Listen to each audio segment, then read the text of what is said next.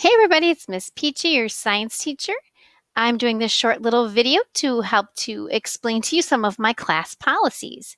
So on the screen here is my syllabus. And as I mentioned to you in an earlier video, this syllabus is accessible from my website. So it doesn't matter if you're in anatomy and physiology, biology, earth science, marine science, physics, or physical science, or astronomy, which is second semester.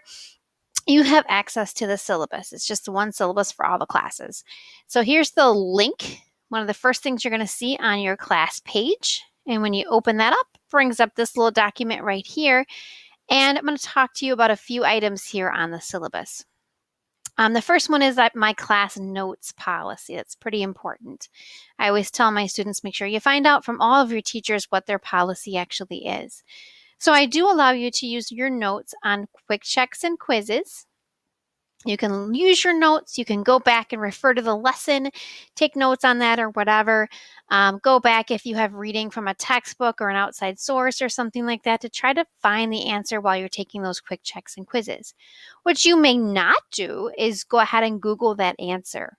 So I don't want you to try to look for it online. I don't want you to try to find somebody else to answer it for you.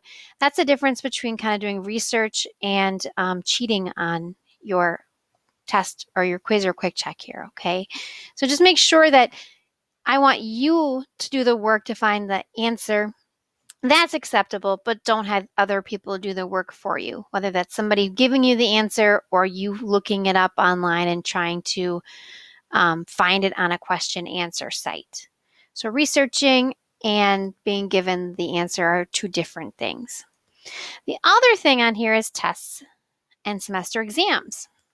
These are closed notes and closed book. So you should prepare for these in advance so that you are ready to take them without the aid of any kind of study materials. So you don't get a chance to read these through and then go back and restudy. But what you do get a chance to do is to look at the study guides that I make up for you before you take them. I make these study guides with the test in hand. So the study guides are aligned very closely to your tests. Where might you find those study guides? Might be a question that you'd want to know. Well, when you go back to your class website, whether it's biology or physical science or whatever, you're going to find test study guide. You'll see one right here. This is our cells study guide here. When you click on that, it opens up. Nope, that's not the right one. This is the right one. It opens up a study guide where you can make a copy of this, you can download it, and you can use this to prepare for that particular test. So all the information you're going to need to know for that test is found here on this study guide. Okay, so that's an important thing as well. If you're in my physics class, the other thing that I do let you have is a note card or a piece of paper with all of the formulas that you will need in physics on them.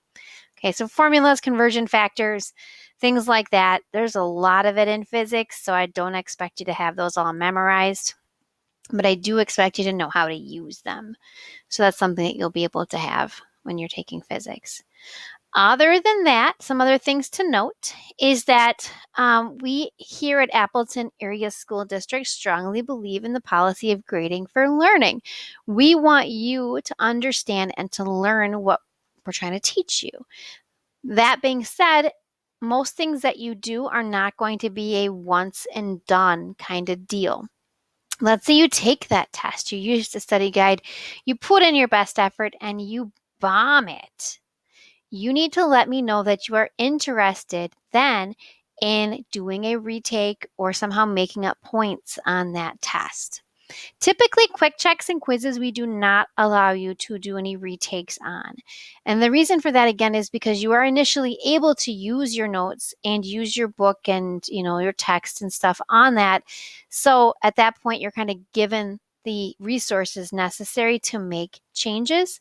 The other thing is that they're smaller in point value. They won't have as a significant effect on your grade as the unit tests and final exams will, right? So unit tests, you should be able to remediate, Typically, I expect you to meet with me and we'll kind of go over the material, and then you get a chance to do a retake, or in some cases, just revise parts of the test that you already took. So make sure you seek me out when that happens or if that happens. Okay, so there's always an opportunity for you to do better. Same thing with your portfolios. Remember that your portfolios is just a fancy word for like a lab report or a project of some kind, a paper perhaps. So revisions are always possible on those as well. The only real exceptions to this is if materials are being submitted within the last week of the semester. Those in general are not going to be able to be revised um, because of time constraints. So try to get your work in on time, and then that won't be an issue for you. That's pretty much it as far as kind of my class policies. Just as a couple of things to highlight, you'll see I teach a lot of different classes. And as such, I have a lot of students. I have like 250 students. It's kind of crazy. But I know I really want to get to know all of you guys very well, and I want to be able to do my best for all of you. But I do appreciate some patience when it comes to kind of turnaround time. In general, the policy at WCA is we want 2 school days for turnaround on any assessments. That would be quizzes and tests and stuff like that. And then 5 school days for portfolios. I try very, very hard to stick to that. Sometimes I go a little bit over, and that is because of the sheer workload that I have. And we have a lot of students this year, especially due to COVID-19. So I appreciate your patience on that. I will do my best to try to get stuff back to you in as timely a fashion as possible. And I'm really, really good at trying to return webmails quickly. And the final thing, of course, is that as you can see, I'm working here from my house, my living room. So I, at this time, don't have the capability of having you give me a phone call. So if you have questions, if you need me to get in touch with you, just send me a webmail through the Connexa system, and I will be happy to call you or set up an appointment through our live lesson, or just email you back if that's how you prefer to have me get in touch. So I hope you have a great day, and let me know if you have any additional questions.